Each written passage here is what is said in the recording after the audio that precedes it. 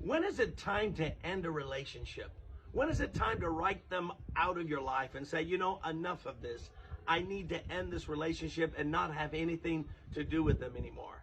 And I'm talking about important relationships like a spouse, like a parent, like your children, like your best friends, church members, a pastor, a minister, or as a minister, your ministerial alliances. When is it time to say enough is enough? I need to write them out of my life. That's an important question. I get this question a lot.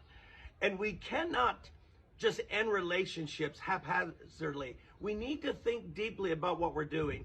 But listen to me. Jesus Christ had 12 apostles. One of them was written out of his life because he wrote himself out of his life. Listen to me. People are going to be the ones to write themselves out of your life before you ever get to doing it.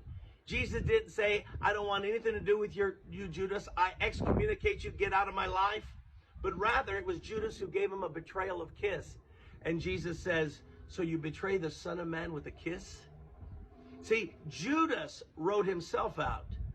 But a lot of times when people write themselves out of our lives, we try to hang on to it and try to keep ourselves in their lives.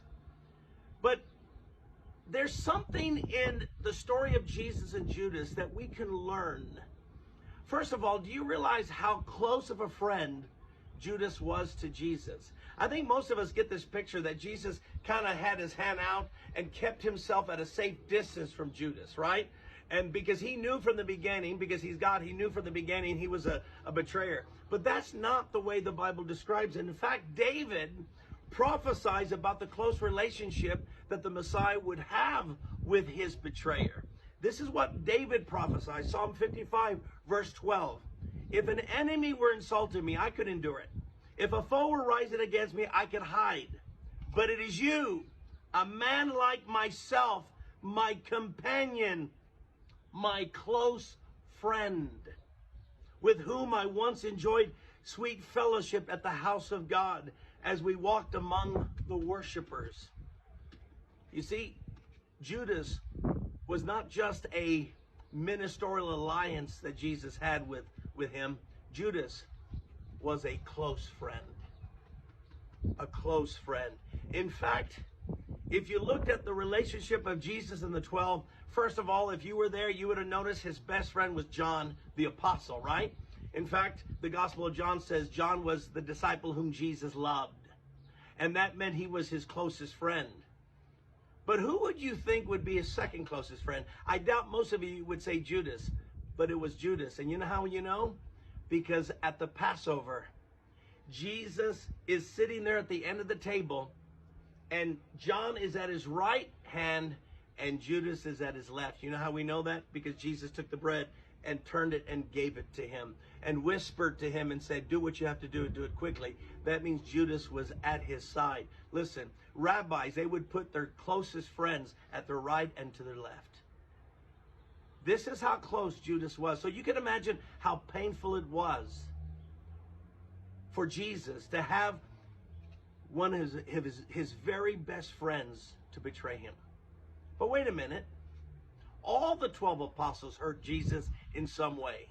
10 of the apostles, they were scattered when Jesus was arrested, and they ran away from him and were not there to support him. Peter decided to stay and got close to him. But what did Peter do? He denied the Lord, not once, not twice, but he denied him 3 times. And what did Jesus say? Whoever disowns me before men, I will disown before the Father.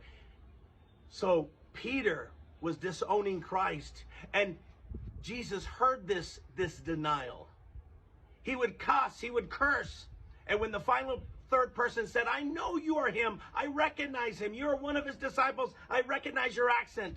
And Peter uttered curses down on him and said, I don't know the man.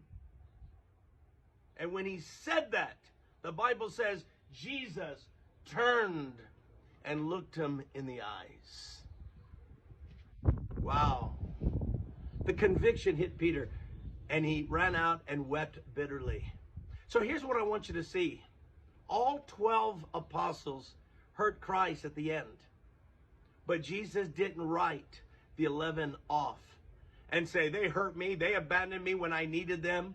Where were they? Listen to me. You cannot write people off and break relationships because they hurt you. Because every relationship, people are going to hurt you. You can't say enough of this to your spouse and say, I don't want to be with you because you hurt me enough. You can't be leaving people because they hurt you. Your parent tells you something that you don't like, and you say, I don't want to be with you because all you do is condemn me. You just don't even respect my opinion. And so now you're going to leave them because you get hurt by people. I want you to notice, all 12 men hurt Jesus, but they hurt him in different ways. The first 10, they scattered, they abandoned him. Have you ever felt abandoned by people?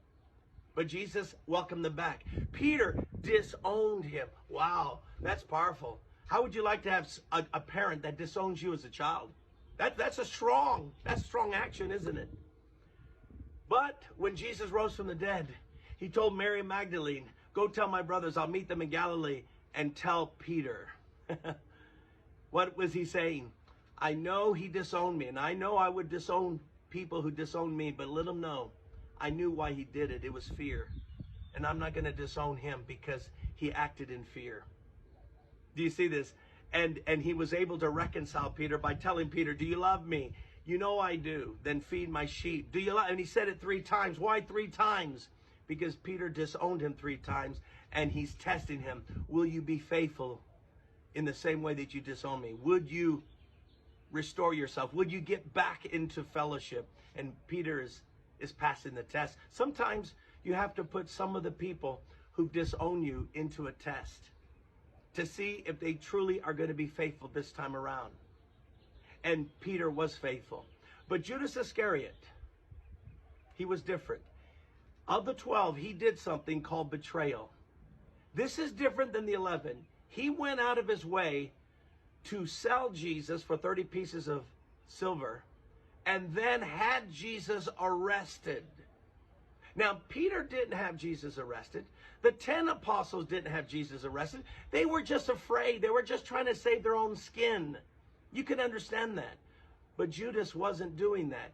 He was out there to harm Christ. Now, listen to me carefully. That's how you know it's time to end relationships and write them out of your life. Is they're not just hurting you. They're going out their way to harm you.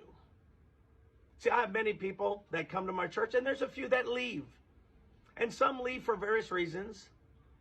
But when someone is trying to hurt me in my church and my family, I write them off. I don't want to see them anymore. That's when I start blocking them and say, I don't want to see their face again. Because they're not simply acting human and, doing what they think is best for themselves. They're now trying to harm me or harm my wife or harm my children. Friend, when people are out to harm me, that's different. And that's what Judas did. You see? So it takes someone who hates you to want to go out of their way to harm you. But I don't think the 11 apostles wanted to harm Jesus. They just did things out of fear, and Jesus forgave them for it. And when it was all said and done, after he has the thief who betrays him and kisses him, what does Jesus do at the cross? Does he look at a thief and say, you know what, I don't trust thieves anymore. I had a thief that worked for me, and to hell will you go? No. What does he do? He reaches out and forgives the thief next to him. Do you get this? Jesus is not letting the bad things that happen to him poison his spirit to reach out to others. And some of you, that's what you do. You had a betrayal of a love of someone that you were romantically involved in. Now you got hurt so much, I don't want anything to do with men. I don't want anything to do with women anymore. They're all beasts. They're all devils. See, what are you doing? Because of your own hurt, you're letting that affect your life and your relationships. You can't let that happen to you. Be like Jesus. He forgave those who crucified him. He did not let the betrayal of Judas make him hate human beings. And the same thing with you. You can't let the wrong that people did to you cause you to walk in hatred. Don't do that. Forgive them. Let it go. And for some people, end those relationships for your good.